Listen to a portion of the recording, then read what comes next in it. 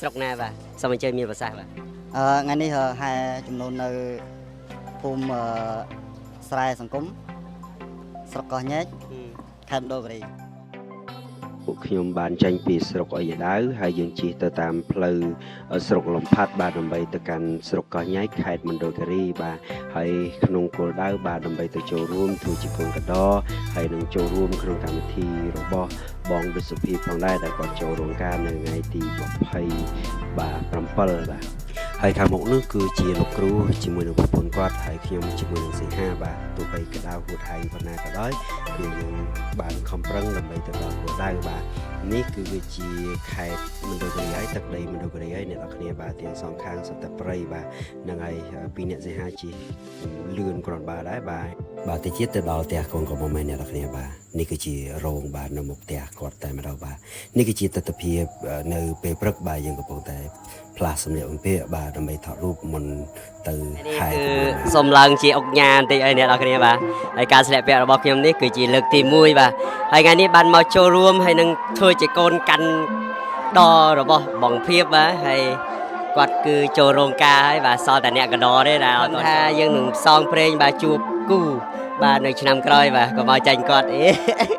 ចំណែកអ្នកថតនឹងឲ្យអោផងឲ្យថើបផងបាទនេះគឺជាកម្មភាពដែលខ្ញុំសម្ភាសគាត់ប៉ុន្តែដោយសារសំឡេងដែលខ្ញុំសម្ភាសគាត់នឹងគឺអត់បានលឺអញ្ចឹងហើយខ្ញុំបញ្ចូលសំឡេងវិញអ្នកនរគ្នាបាទហើយការនិយាយរបស់ខ្ញុំអាចនឹងមិនក្បោះក្បាយទេអ្នកនរគ្នាបាទគ្រាន់តែអ្នកនរគ្នាកាត់ន័យយល់ខ្លះៗទៅបាទខាងនោះគឺជាស្រីស្អាតក្មេងៗហើយបាទហើយកូនកំឡោះកូនកំមុំគឺគាត់ថាគាត់ត្រៀមបងហើយបាទគាត់ត្រៀមពីបងបាទដើម្បីបាញ់បាទបាញ់ឲ្យអស់គាត់ថាអញ្ចឹងណាបាទហើយនៅពេលនេះគឺខ្ញុំសួរថាអាចជួយរកឲ្យខ្ញុំម្នាក់បានទេបាទគាត់ថាអានឹងទៅតាមលើសំខាន់ចូលកូនកដោមានហើយកូនកដោសំខាន់កូនកដោរកខ្លួនឯងច្រើនណាស់ចប់បាទអូខេតាមសមត្ថភាពយើងថតរូបជុំគ្នាបាទមុននឹងចុះទៅហែចំនួនបាទហើយយើងមើលទៅកូនកដោហើយទាំងស្រីទាំងប្រុសបាទសង្ហាស្អាតអ្នកនរគ្នាមិនបាច់មើលមកខ្ញុំទេបាទដូចហ៊ីងបាទថតឲ្យឡើងគីឡូមែនទេអ្នកនរគ្នាបាទសេតែម្ដងបាទនេះគឺជាទស្សនវិជ្ជាហែចំនួនទៅកាន់ផ្ទះកូនក្រមុំបាទមានបន្លែផ្លែឈើអីគ្រប់មុខអញ្ចឹងណាអ្នកនរគ្នាហើយខ្ញុំវិញបាទទៅតែលើកទី1ទេដែលខ្ញុំបានចូលរួមកម្មវិធីហើយបានចូលរួមធ្វើជាកូនកដោអញ្ចឹងណាបាទលើកទី1ដែលបានចេះស្លៀកក្បិននៅក្នុងជីវិតបាទអត់ទាន់បានធ្វើកូនកដោអ្នកណាទេបាទស្លៀកក្បិនគឺលើកទី1តែម្ដងបាទហើយទស្សនវិជ្ជាដែលហែចំនួននេះគឺច្រើនគូសំអ្នកនរគ្នាបាទច្រើនគូសំបាទបងប្អូនសាច់ញាតិខាងកូនក្រមុំកូនកន្លោះអីហ្នឹងមកជុំគ្នាហើយបាទនៅពេលនេះទស្សនវិជ្ជាបាទមកដល់មុខផ្ទះកូនក្រមុំហើយកំពុងតែចរចាបែបណាបែបណីគឺខ្ញុំអត់សូវយល់អីអញ្ចឹងណាខាងប្រពៃណីវប្បធម៌របស់បងប្អូនជាដើមខ្មែរណាបាទខ្ញុំក៏អត់បានដឹងដែរថាប្រពៃណីវប្បធម៌បែបណាប៉ុន្តែខ្ញុំអាចនឹងយល់បាទដោយសារយើងអាចស្ដាប់ភាសាខ្មែរបានដែរអញ្ចឹងណាឃើញគេធ្វើអញ្ចឹងយើងក៏ស្ដាប់គេយើងក៏មើលគេអញ្ចឹងទៅបងកន្លោះថាថ្ងៃហ្នឹងយើងហែចំនួនណាពីព្រោះខ្ញុំមកនេះខ្ញុំអត់ដឹងដែរនឹងនៅភូមិណាខេត្តណាស្រុកណាបាទសូមអញ្ជើញមានប្រសាសន៍បាទថ្ងៃនេះហែចំនួននៅភូមិស្រែសង្គមស្រុកកោះញែកខេត្តមណ្ឌលគិរីអាហ្នឹងទីតាំងថ្មីហ៎ចង់និយាយថាផ្ទះថ្មីហ៎បាទផ្ទះថ្មីនេះផ្ទះថ្មីនេះផ្ទះថ្មីហើយផ្ទះថ្មីបានសពោតដែរបាទរឿងហ្នឹងទុកមួយឡែកសិនអូខេ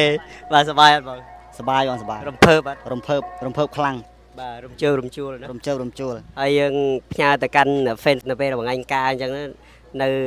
កំដរប្រកបចេញបတ်ឲ្យប្រកបទេឬក៏បែបណាវិញសួស្តី fan ទាំងអស់គ្នាទោះបីជាខ្ញុំមានកុសលក៏ដោយក៏ខ្ញុំនៅតែឆ្លៀតធ្វើបទចម្រៀងជូន fan ស្ដាប់កំសាន្តផងដែរបាទខ្ញុំសូមអរគុណទៅដល់ fan ក៏ដូចជាពុកម៉ែបងប្អូនដែលគ្រប់គ្រងខ្ញុំកន្លងមកអរគុណច្រើនបងប្អូនគឺថ្ងៃហ្នឹងគឺយើងបានឃើញហើយទស្សនវិជ្ជាជាក់ស្ដែងគឺយើងបានហែចំនួនមកកាន់ផ្ទះកូនក្រមុំហើយសម្រាប់កូនកន្លោះវិញគឺសើចហើយញញឹមអត់ឈប់ទេអ្នកនរគ្នាជារឿងរបស់គាត់បាទយើងក៏អរជំនួសគាត់ដែរបាទបាទសម្រាប់អ្នកកាន់ឆាត់នេះបាទមានអារម្មណ៍យ៉ាងណាដែរបាទមានអារម្មណ៍ថាសប្បាយចិត្តបងសប្បាយចិត្តហ៎បាទរំភើបទេនៅពេលកាន់ឆាត់ឲ្យកូនកន្លោះរំភើបពេលបានធ្វើកុំព្យូទ័រគាត់ហើយសង្ឃឹមថាខ្លួនឯងជួបឆ្នាំណាខែដែរតែនៅអត់ទាន់ដឹងអូអត់ទាន់ដឹងយូរហ៎ប្រហែលយូរបាទយូរទៅចុះខាងនេះណាដែរបាទអត់ផ្សងទេរួយមានហើយអាយ៉ាមានហើយចូលឆ្នាំណាចុះហ អត់តន់ដឹងហើយ ឆាប់ចិត្តឆាប់ហ្នឹង អាយ៉ាឥឡូវជូនពងខ្លួនឯងចឹង ហើយជូនពរខ្លួនឯងខំប្រឹងដើម្បីបានការដូចបងយ៉ាង បាទអូខេ ការដូចបងយ៉ាងឃើញតែពេលឃើញគាត់ការទៅរំភើបជំនួសគាត់ទៀត រំភើបជាមួយគាត់ណា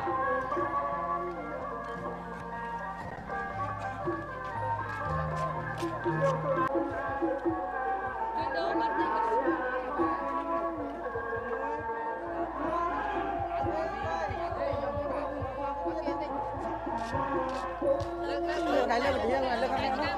លើកខាងនេះលើកនេះអូខេហ្នឹងហើយតម្រាក់នេះ